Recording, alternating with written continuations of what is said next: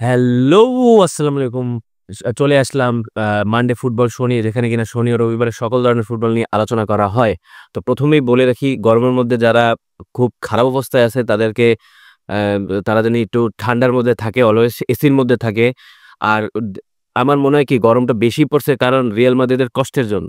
Real Madrid যেই পরিমাণ কষ্ট পাইছে এই সিজনের কষ্টের জন্য এত বেশি মানে গরম পড়ছে, আল্লাহ বৃষ্টিও দিতেছে না। যাতে কষ্টটা কমে যায়। যাই হোক, আ ৪ ম্যাচে ১৬ টা গোল কনসিড করছে। এই থেকেই বুঝা যায় যে এই সিজনে রিয়াল মাদ্রিদের ডিফেন্স কতটা বাজে। ৭ টা গোলের মধ্যে তো ৫ টা গোলই তো মনে করেন, এই যে ৭ টা গোল দিছে।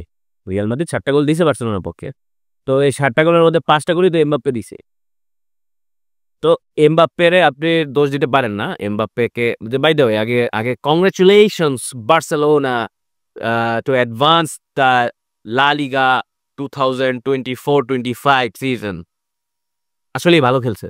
এই সিজনটা বার্সেলোনাময় সিজন ছিল। বাট প্রবলেমটা হইলো ইন্টার মিলানের সাথে হাইরা একটু হইলেও কষ্ট পাইছে। বাট এটা আর এখন যদি বলি, আমি ডিফেন্স নিয়ে ঐরকম কথা বলব না। রিয়াল মাদ্রিদের। কারণ আমি এটা অলরেডি আমার ভিডিওতে বইলা দিছি। রিয়াল মাদ্রিদের প্রবলেমই হচ্ছে ডিফেন্স এই সিজনে। একটা হোল্ডিং মিডফিল্ডার ছিল না। তো আপনার আপনাদের একটা রদ্রি বা ম্যাগালেস্টার টাইপের একটা মিডফিল্ডার লাগবেই। যেভাবেই হোক। কারণ আপনার ডিফেন্স ঐরকম না যে আপনার ডিফেন্স সব সহ্য করে নিতে পারবে। এরকম ডিফেন্স না রিয়াল মাদ্রিদে। তো এখন কথা হচ্ছে রেফারিং নিয়া। রেফারিং নিয়ে ভাই, আমি কোপা দেল রের ওই লাস্টের ওই রেফারিং ডিসিশন নিয়েই আমার মেজাজ খারাপ ছিল। তার উপর কালকে তো আমি খেলা দেখিনি। আমি কালকে আমার একটু কাজ ছিল। আমি খেলা দেখতে পারিনি। বাট আমি আইসা ফিডে দেখছি সবকিছুই। বাট কিছু জিনিস ফরে ছিল, কিছু জিনিস এগেইনস্ট এ ছিল। তো রেফারিং নিয়ে আমি কিছু বলব না। বাট এই বাজে রেফারিং পরের সিজনে জানি না হয়, এটা দেখতে হবে। এত এত হার্শ ডিসিশন এভরি টাইম। হ্যাঁ, বলতে গেলে ওইটা যদি আমি মনে করেন লাইনে, আপনি যদি মনে করেন যে ওটা লাইনের একেবারে কাছাকাছি ছিল, মানে এটা কিছু বলার নাই, আসলে বলব না। যাই হোক, আমি বার্সেলোনার পক্ষে না। আমি বলতেছি না বার্সেলোনার পক্ষে। বাট আপনারা এত কিছু করার পরও আপনারা জিততে পারতেছেন না। এইটা আপনাদের কাছে সবচেয়ে বেশি খারাপ লাগার কথা। যে আপনারা কিছু ডিসিশন, এই ডিসিশন গুলো যদি আপনাদের ফরে থাকতো, ইজি আপনাদের পেনাল্টি দিয়ে দিত বা আপনাদের পক্ষে রেড কার্ড বা এগুলো দিয়ে দিতে পারতো। বাট যেহেতু আপনাদের পক্ষে গেছে, মানে আপনাদের বিপক্ষে গেছে, তা আপনারা এগুলা খাইতে পারেন বা এগুলা কিছু করতে পারেন। আপনারা তারপরেও আবার রেফারিং নিয়ে আপনারা আবার ঢোল বাজান। এইটা ভাই খুবই হিপোক্রেসি, আর কিছু না। আপনাদের ফরে অলওয়েজ আসে, তারপরেও আপনাদের মন ভরে না। আমাদের কিছু ভাই ব্রাদার আছে যে ভাই অলওয়েজ তার ডিসিশন তার পক্ষে যাইতে দিবে, না হইলেই হে ক্যাচাল বাধায়। রিয়াল মাদ্রিদের ঘটনা এরম হয়ে গেছে। যাই হোক, রিয়াল মাদ্রিদের ডিসিশন মানে এবার সিজন এত বাজে গেছে, এটা তাদের উতরে আসতে হবে। কিছু জিনিস যেমন ডিফেন্স কিনতে হবে। Trent Alexander-Arnold is not a solution for Real Madrid. আমি মনে করি না যে ট্রেন্ট আলেকজান্ডার-আর্নল্ড আসলেই আপনাদের সবকিছু সলিউশন না। যেমন আমাদের বার্সেলোনা বা বায়ার্ন মিউনিখের যে যদি আসে তাইলেই সবকিছু সলিউশন না ভাই। আসলেও বায়ার্ন মিউনিখের কিছু একটা যায় আসবে না। কারণ ডিফেন্স, মিডফিল্ডার অনেকটা চেঞ্জ করতে হবে আমাদের।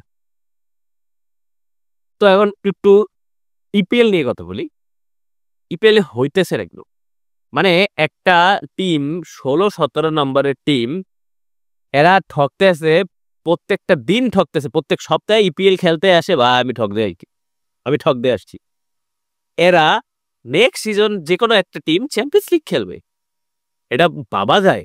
১৬ আমি দেখছি ১৭ নম্বরে টটেনহাম আছে, ১৬ নম্বরে ম্যানচেস্টার ইউনাইটেড আছে। এরা পরের সিজনে চ্যাম্পিয়ন্স লিগ খেলবে। এদের বাই করে দেয় না কে ভাই, বুঝি না। যাই হোক, কে সবচেয়ে বেশি খারাপ এটা নিয়েই তো আমার সন্দেহ। আমি আমার জীবদ্দশায়, আমি এতদিন খেলা দেখছি, আমি আমার জীবদ্দশায় কোনোদিন ১৬-১৭ নাম্বার টিম চ্যাম্পিয়ন্স লিগ খেলবে এটা আমি দেখিনি। এখন আ দেখিনি। লিভারপুল ২-২ ড্র করছে আর্সেনালের সাথে। ম্যানচেস্টার সিটিও ০-০ ড্র করছে। তারপরে চেলসি ২-০ তে হারছে। তো এখন টপ টপ 5 মানে কারণ এবার তো ইপিএল এ 5টা টিম যাবে। তো টপ 5 এখন খুবই আনসেটেলড। যে কেউ উঠতে পারে। যেমন আমার একে তো লিভারপুল উঠেই গেছে যেহেতু টাইটেল দিছে। আর্সেনাল 2nd এ, 3 তে নিউক্যাসল, 4 এ ম্যানচেস্টার সিটি, 5 এ চেলসি, 6th এ দেখলাম অ্যাস্টন ভিলা জাস্ট পয়েন্ট গোল ডিফারেন্সে আর পিছিয়ে আছে অ্যাস্টন ভিলা। 7 নম্বরে আপনার নটিংহ্যাম ফরেস্ট। তো ইপিএল এখনো হাড্ডাহাড্ডি লড়াই আছে, মানে লাস্ট পর্যন্ত যাবে, মানে জাস্ট ফর চ্যাম্পিয়ন্স লিগ কোয়ালিফিকেশনের জন্য। কারণ রেলিগেশন ব্যাটল কমপ্লিট, 3 জনই বাদ। এরপরে আসি বুন্দেসলিগা নিয়ে। কংগ্রাচুলেশনস হ্যারি কেইন আপনার প্রথম ট্রফি নেওয়ার জন্য। আপনার আমি খুশি। I am so much happy to see him happy. I মানে তাকে আমি যেভাবে দেখছি, মানে সে মনে হয় পৃথিবীর সবচেয়ে খুশি মানুষ ওই দিন ছিল, মানে শনিবার দিন অনেক বেশি খুশি ছিল। বাট থমাস মুলার এর বিদায়টাও আমাদের কাছে খুব খারাপ লাগতেছে বললেও খারাপ না, বাট সে আমাদের living legend. Say one of the best player. তার স্ট্যাটস দেখলে তার জিএ মারাত্মক লেভেলে। যে যেরকম গোল দিছে সেরকম অ্যাসিস্ট দিছে। এরকম প্লেয়ার আমি দেখিনি ভাই। গোল যেরকম অ্যাসিস্ট, 250 মতো গোল, 247টা গোল, আর 250 উপরে অ্যাসিস্ট। তা ইনসেইন যে যেরকম গোল যেরকম অ্যাসিস্ট। তো থমাস মুলারের যাওয়াটা খুবই, ডিপারচারটা খুবই খারাপ, ইমোশনাল ছিল। বাট আমি ট্যাকটিক্যাল নিয়ে কথাবার্তা বলতে আসি নাই, কারণ ওই ম্যাচ আমরা অলরেডি ওই টুর্নামেন্ট জিতে গেছি, সিজন আমাদের। তো ওইখানে জেতা না জেতা সেম কথা, মানে যদি থইগাও যাইতাম আমাদের কোনো প্যারা ছিল না, কারণ আমরা অলরেডি চ্যাম্পিয়ন। আর একটা কথা, বায়ার লেভারকুসেন ঠকে গেছে এবং 4-2 হারছে, এবং বুরুশিয়া ডটমুন্ডের জন্য দরজা খুলে গেছে চ্যাম্পিয়ন্স লিগ খেলার জন্য। এখন আমি বুরুশিয়া ডটমুন্ডের চ্যাম্পিয়ন্স লিগ কেমনে খেলতে পারে সেটা আমি বইলা দেই। লাস্ট একটা ম্যাচই বাকি আছে, এবং ফ্রেইবুর্গ 4 নম্বরে আছে, 3 নম্বরে আছে আপনার ফ্রাঙ্কফুর্ট। তো আপনার ইসের আছে ডটমুন্ডের আছে 5 নম্বরে, সে 54 পয়েন্ট নিয়ে আছে, এবং ফ্রেইবুর্গ আছে 55 পয়েন্ট, আর আপনার আছে 57 পয়েন্ট, ফ্রাঙ্কফুর্ট আছে 57 পয়েন্টে। যদি আর গোল ডিফারেন্স মাত্র 3-5-5 মতো এরকম। তো যদি ফ্রাঙ্কফুর্ট হারে আর বুরুসিয়া ডটমুন্ড জিতে, তাহলে তাদেরকে মিনিমাম 2-3 গোলের ডেফিসিয়েন্সি রাখতে হবে, মানে মিনিমাম 2-3টা গোল দিতে হবে ডটমুন্ডের, কারণ হোস্টেন কিয়েলের সাথে খেলা, যারা কিনা রেলিগেটেড হয়ে গেছে, তার চান্স আছে, দেয়ার ইজ এ চান্স যে ডটমুন্ড উঠতে পারে। আর যদি ফ্রেইবুর্গ আর আপনার ফ্রাঙ্কফুর্ট ড্র করে, ডটমুন্ড জিতলেই হবে, ডটমুন্ডের জিততেই হবে। বাট দেন ফ্রেইবুর্গ আর ওইখানে কি হয় সেটার উপরে ডিপেন্ড করে। ডটমুন্ডের মাস্ট জিততে হবে, আমার মনে হইতেছে ডটমুন্ড উঠে যাবে যেভাবেই হোক, বাট যদি 1-0 জিতে আর ওইখানে যদি ফ্রেইবুর্গ জিতে তাইলে আর হবে না, এটুকু। আর যেটা বলবো সিরিয়া নিয়ে যেটা বলবো, নেপোলি আবার ড্রামা বানাই দিল।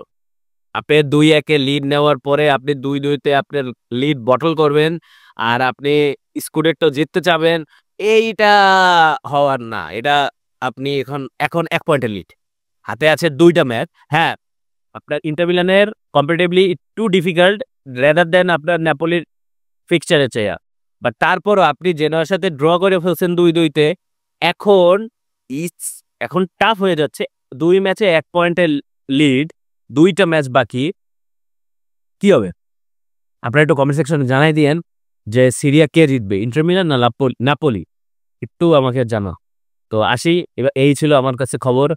আর ট্রান্সফার নিউজ যদি বলি, চাবি অ্যালোনসো অলরেডি চলে গেছে আপনার রিয়াল মাদ্রিদে। ভার্টস এখন আবার শুনলাম ভার্টস এখন যাইতে চাইতেছে না, কারণ জাবি অ্যালোনসো তাকে ম্যানিপুলেট করতে চাইতেছে যে চলো রিয়াল মাদ্রিদে যাই। তো দেখা যাক ভার্টস কি করে, কারণ সামনের মাসেই আমাদের ক্লাব ওয়ার্ল্ড কাপ। তো আমাদের প্লেয়ার লাগবেই, আমাদের ডিফেন্স লাগবে, আমাদের মিডফিল্ডার লাগবে। এখন কথা হচ্ছে সময় নাই, 1 জুন থেকে যদি ট্রান্সফার উইন্ডো স্টার্ট হয়, তো 15 দিনের মধ্যে প্লেয়ার কিনা নতুনভাবে করা এখনই খুঁজতে হবে আমাদের, এবং সাইন করানোর জন্য যাতে সময় না নেয়, এটাই। যেহেতু আমাদের মাত্র একটা ম্যাচই বাকি আছে, এরপরে তো ক্লাব ওয়ার্ল্ড কাপের প্রস্তুতি সামনে, মনে হয় কয়েকটা আমরা খেলতে পারি চ্যাম্পিয়ন্স লিগ ফাইনালের পরপর। তারপর আমেরিকা চলে যেতে হবে। That's it, bye. ভালো থাকবেন এই গরমের মধ্যে, আর আল্লাহর কাছে চাই দোয়া করি বৃষ্টি জানিয়ে